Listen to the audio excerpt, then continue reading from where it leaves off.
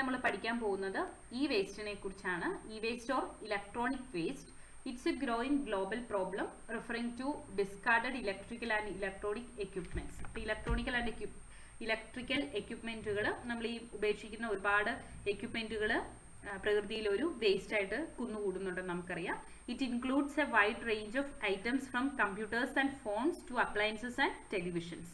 The rapid increase in e-waste is linked to short lifespans of electronic devices and the global demand for new technology. അപ്പോൾ ഈ വേസ്റ്റിന്റെ ഒരു കാരണം എന്ന് പറയുന്നത് electronic ഡിവൈസുകളുടെ short life span ആണ്. അത് കൂടാതെ പുതിയ ടെക്നോളജി വരുമ്പോൾ പഴയ സാധനങ്ങൾ നമ്മൾ ഉപേക്ഷിക്കുകയും ചെയ്യുന്നു. ഇതുകൊണ്ടൊക്കെയാണ് ഈ ഒരു ഇലക്ട്രോണിക് വേസ്റ്റുകൾ കുന്നുകൂടാനുള്ള ഒരു കാരണം. ഓക്കെ, അപ്പോൾ നമുക്ക് ഈ വേസ്റ്റുകൾ കുന്നുകൂടുന്നത് തടയാനുള്ള ഒരു മാർഗം എന്ന് പറയുന്നത് റീസൈക്കിൾ, റിക്കവറി ആൻഡ് റീയൂസ് ആണ്. Okay, so reuse and refurbishment. Reuse, giving a second life to functional devices by donating them to individuals or organizations in need or selling them to a new owner.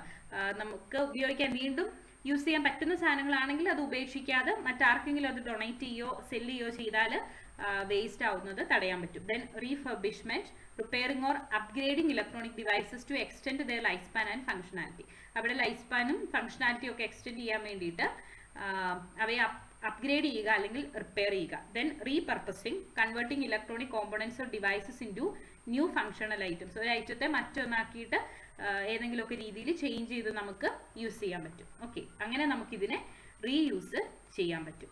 Okay, അടുത്തത് recycling. അതിന് ഒന്ന് collection ഉണ്ട്, sorting and dismantling ഉണ്ട്, material recovery ഉണ്ട്. Okay, അതിൽ collection, gathering E waste from house holds, business and other organisations through designated collection bins, take back programs or on demand collection services. ഈ കാര്യങ്ങളെല്ലാം എന്താ വേണ്ടാത്തത് മറ്റ് ഹൗസ് ഹോൾഡ് സബ്സ്റ്റൻസുകളൊക്കെ ഉണ്ടെങ്കിൽ അതൊക്കെ കളക്ട് ചെയ്യുക, സോർട്ട് ചെയ്യുക. അതിനുശേഷം മെറ്റീരിയൽസ്, ആവശ്യമുള്ള മെറ്റൽസോ അല്ലെങ്കിൽ മെറ്റീരിയൽസോ ഒക്കെ റിക്കവർ ചെയ്തെടുക്കുക, വീണ്ടും അതിനെ റീസൈക്കിൾ ചെയ്ത് യൂസ് ചെയ്യിക്കുക. ഓക്കെ, ഇതാണ് റീസൈക്ലിംഗ് എന്ന പ്രോസസ്സ് കൊണ്ട് ഉദ്ദേശിക്കുന്നത്. Then recovery, E waste recovery, also known as E waste recycling, also called e-waste recovery. It's the process of retrieving valuable materials from discarded electronic devices. It aims to reduce environmental damage caused by e-waste by diverting it from landfills and preventing the release of harmful substances. നമുക്കറിയാം പല electronic ഡിവൈസസുകളിലും harmful ആയിട്ടുള്ള സബ്സ്റ്റൻസുകൾ ഉണ്ടായിരിക്കും. അത് മണ്ണിലോ വെള്ളത്തിലോ ഒക്കെ കലർന്ന് വീണ്ടും അത് ഹ്യൂമനും ആനിമൽസിനും ഒക്കെ harmful ആയിട്ട് മാറാം. അപ്പോൾ ഇത്തരം സബ്സ്റ്റൻസുകൾ നമുക്ക് അതിൽ അറ്റ്ലീസ്റ്റ് ഈ ഒരു ഹാംഫുൾ സബ്സ്റ്റൻസുകളെ എങ്കിലും റിക്കവർ ചെയ്തെടുത്തിട്ട് മാത്രം ഇത്തരം ഈ വേസ്റ്റുകൾ ഉപേക്ഷിക്കുകയാണെങ്കിൽ അത് വളരെ ഉപകാരമാണ്. ഓക്കെ, അടുത്തത് chemistry of climate change. Chemistry of climate change involves understanding chemical processes and interactions that lead to changes in Earth's climate system, particularly role of greenhouse gases. Greenhouse gases ne kuriച്ച് നമുക്കറിയാം, അത് നമ്മുടെ എൻവയോൺമെന്റൽ ചേഞ്ചസിന്റെ ഒരു main കാരണമാണെന്ന് നമുക്കറിയാം.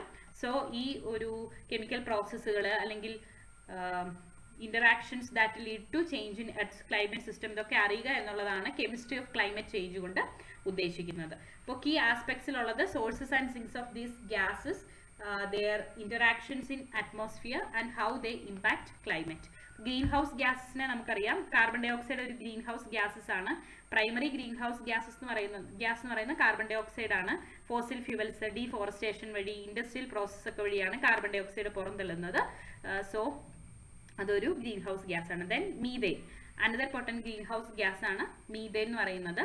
Natural wetlands, agricultural activities, fossil fuel extraction ഒക്കെ വഴിയാണ് methane പുറത്തു വരുന്നത്. അതുപോലെ nitrous oxide N2O, agricultural activities and natural biological process വഴി N2O വരുന്നുണ്ട്. അതുപോലെ എഫ് ഗ്യാസസ് അല്ലെങ്കിൽ fluorinated gases, chlorofluorocarbon, hydro chloro fluoro carbons, hydrofluorocarbons, perfluorocarbons, ഇതുപോലുള്ള ഫ്ലൂറിൻ അടങ്ങിയിട്ടുള്ള ഗ്യാസസ് കൂളൻസിൽ, ഫയർ എക്സ്റ്റിങ്ക്യൂഷറുകളിലൊക്കെ യൂസ് ചെയ്യുന്നുണ്ട്. ഇവയൊക്കെ പൊട്ടൻ ഗ്രീൻ ഹൗസ് ഗ്യാസുകളാണ്. Then water vapour, significant greenhouse gas ആണ് വാട്ടർ വേപ്പർ, ഇതിൽ ഉൾപ്പെടുന്നുണ്ട്. Then ground level ozone, formed by chemical reaction between emission of nitrogen oxide and volatile organic compounds. Ozone contributes to air pollution and can also trap heat. അപ്പോൾ ഈ green house gases എന്ന് പറയുന്നത് എന്താ ഉദ്ദേശിക്കുന്നത്, ഇവരെല്ലാം ഈ ഒരു ഹീറ്റ് ട്രാപ്പ് ചെയ്ത് വെച്ച് നമ്മുടെ ഒരു അറ്റ്മോസ്ഫിയറിന്റെ അല്ലെങ്കിൽ എർത്തിന്റെ ഹീറ്റ് ഇൻക്രീസ് ചെയ്യാൻ കാരണമാവുന്ന ഗ്യാസസ് ആണ് ഈ ഗ്രീൻ ഹൗസ് ഗ്യാസുകൾ. അപ്പൊ ഇവ ഒരു ഗ്രീൻ ഹൗസ് പോലെ പ്രവർത്തിക്കുന്നു. ഇപ്പൊ തണുപ്പുള്ള രാജ്യങ്ങളിലൊക്കെ ഒരു ഗ്രീൻ ഹൗസ് അവർ സെറ്റ് ചെയ്യും കൃഷിക്കൊക്കെ വേണ്ടിയിട്ട്. അപ്പൊ ഈ ചൂട് പുറത്ത് പോവാതിരിക്കാൻ വേണ്ടിയാണ് ഇത്തരത്തിൽ ചെയ്യുന്നത്. അപ്പൊ ഇതുപോലെ തന്നെയാണ് നമ്മുടെ ഈ ഒരു ഗ്യാസസും പ്രവർത്തിക്കുന്നത്. അന്തരീക്ഷത്തിലുള്ള ചൂട് പുറത്തു പോവാതെ അവര് അന്തരീക്ഷത്തിന് മുകളിൽ ഒരു കവർ പോലെ പ്രവർത്തിക്കുന്നു. അങ്ങനെ നമ്മുടെ അന്തരീക്ഷത്തിന്റെ ഭൂമിയുടെ ഒക്കെ ചൂട് വർദ്ധിക്കുന്നു. ഓക്കെ, അടുത്തത് ഓസോൺ ഡിപ്ലീഷൻ ആണ്. It refers to thinning of ozone layer in stratosphere which protects earth from harmful ultraviolet radiation. അപ്പോൾ അൾട്രാവയലറ്റ് റേഡിയേഷനിൽ നിന്ന് എർത്തിനെ പ്രൊട്ടക്ട് ചെയ്യുന്ന ഓസോൺ ലെയറിനുണ്ടാവുന്ന ഒരു തിന്നിങ് ആണ് ഓസോൺ ഡിപ്ലീഷൻ എന്ന് പറയുന്നത്. ഇതിന് പ്രൈമർലി കാരണമായിട്ടുള്ളത് ക്ലോറോ ഫ്ലൂറോ കാർബൺസ് ആണ്. That release chlorine and bromine into atmosphere where the destroy ozone molecules. Then we know about Montreal Protocol. An international agreement has been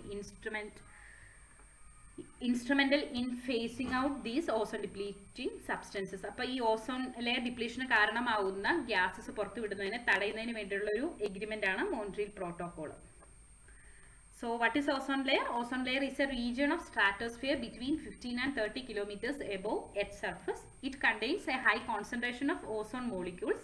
Ozone acts as a shield, absorbing most of sun's harmful ultraviolet radiation.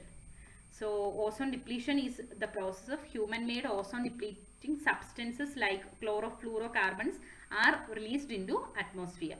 ഈ substance സ്ട്രാറ്റോസ്ഫിയറിൽ എത്തുന്നു. UV radiation ഇവയെ break ചെയ്യുന്നു, ക്ലോറിനും ബ്രോമിനും ആക്കി മാറ്റുന്നു. ഈ atoms ആണ് ozone മോളിക്യൂളിന്റെ ഡിസ്ട്രക്ഷന് കാരണമാവുന്നത്. അപ്പോൾ ozone ലെയറിന്റെ തിന്നിങ്ങിന് കാരണമാവുന്നു. അതിനെ നമ്മൾ ഓസോൺ ഹോൾ എന്ന് പറയുന്നു. ഓക്കെ, അപ്പോൾ ഓസോൺ ഡിപ്ലീഷന്റെ കാരണങ്ങളിൽ ഒന്ന് ക്ലോറോ ഫ്ലൂറോ കാർബൺസ് ആണ്. റെഫ്രിജറേറ്റർ, എയർ കണ്ടീഷനിങ്, എയറോസോൾസിലൊക്കെ യൂസ് ചെയ്യുന്നു. അതുപോലെ തന്നെ ഫയർ എക്സ്റ്റിംഗ്വിഷറിൽ യൂസ് ചെയ്യുന്ന ഹാലോൺസ്, അതുപോലെ തന്നെ hydro chloro fluoro carbons, methyl bromide, carbon tetrachloride ഒക്കെ ഇതിന് കാരണമാവുന്ന സബ്സ്റ്റൻസുകളാണ്. അപ്പോൾ ഓസോൺ ഡിപ്ലീഷൻ കാരണം ഒന്ന് UV റേഡിയേഷൻ കൂടുന്നു. UV റേഡിയേഷൻ തടയാനുള്ള ആ ഒരു ഓസോണിന്റെ പാളി തിന്നാവുന്നു. അതുകൊണ്ട് UV റേഡിയേഷൻ അറ്റ്മോസ്ഫിയറിലേക്ക് അല്ലെങ്കിൽ എർത്തിലേക്ക് വരുന്നത് കൂടുന്നു. സ്കിൻ ക്യാൻസർ പോലുള്ള കാര്യങ്ങൾ ഉണ്ടാവുന്നു.